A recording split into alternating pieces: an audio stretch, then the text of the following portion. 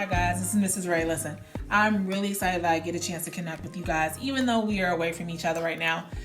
Believe me, I'm not tired of saying, please be quiet, but I'm really excited the fact that you guys are actually here and you're able to connect with me today. All right, so what we're gonna do, I wanna go through a couple things. I'm gonna set up my computer because I want to spend a little bit of time walking through what the work will look like. I don't want you guys to be confused. I know there are a number of things that you guys received when families came either to pick things up or as you guys are going through the website. So I want to make sure that I'm being as clear as possible.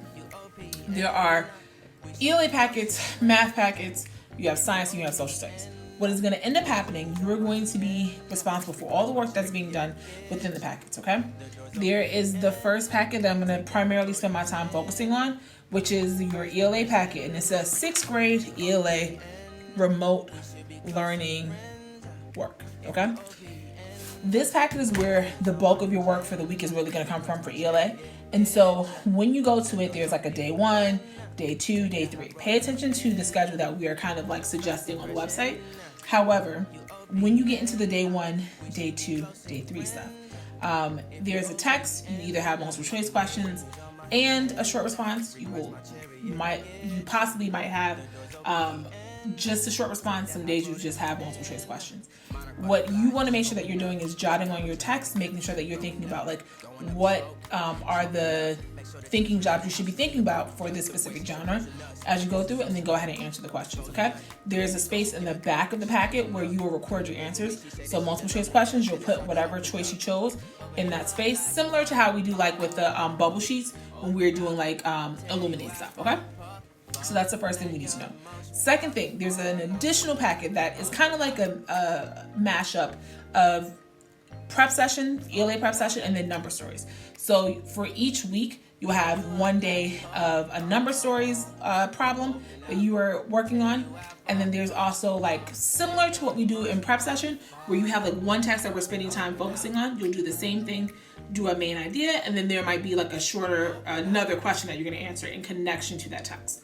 Okay, and so that'll take place. Most weeks you'll probably have about 4 lessons, including that. Okay, so please make sure that you are locating both of those packets. And if you have questions, please reach out. You guys know exactly how to find me. Okay, let's get into it. Now, this is the process that I want you guys to go through as you're reading it. I briefly mentioned it a moment ago, so I'm going to sort of bring that up for you now, okay? The first text that we're going to be reading says Day 1 Passage and Questions, and it's called Snow Way by Beth Geiger. So what I want you guys to do, you're going to take a moment, and this is for any of the text you're going through, right? You want to identify first, what is the genre? Because that's really going to impact the way that you think about the text, the way that you engage with it, okay? So when I look at this text, it says Snow Way. I'm looking at it, I'm paying attention, and I want you guys to kind of go through it yourself, pay attention. If you can see that, maybe it'll come up in a moment, but you're going to pay attention to what you're noticing. So I'm thinking when I first saw this, that this is nonfiction.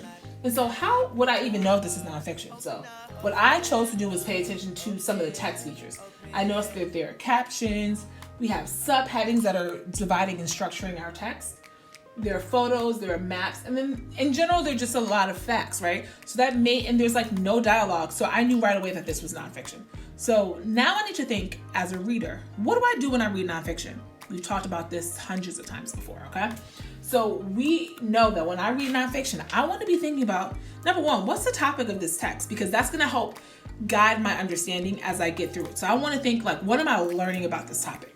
You may not know this just from seeing the title, Snow Way. Okay, I realize it's dealing with snow, but that doesn't tell me much. So as I get into the text a little bit more, then I'm going to start to develop my understanding of what this is about, okay? From there, then I think about, what am I learning about this topic?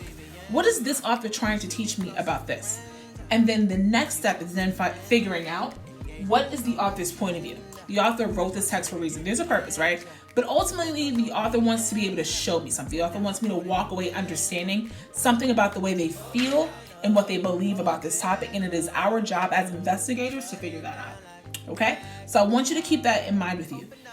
This is the process that you should be going through, regardless if you're reading nonfiction. And then as you get into fiction, there are different questions that you'll answer and you'll think about, but the process is the same, okay? And so I want to leave you with this. Remember, if you remember nothing else, what are you learning about the topic and what is the author's point of view? Okay?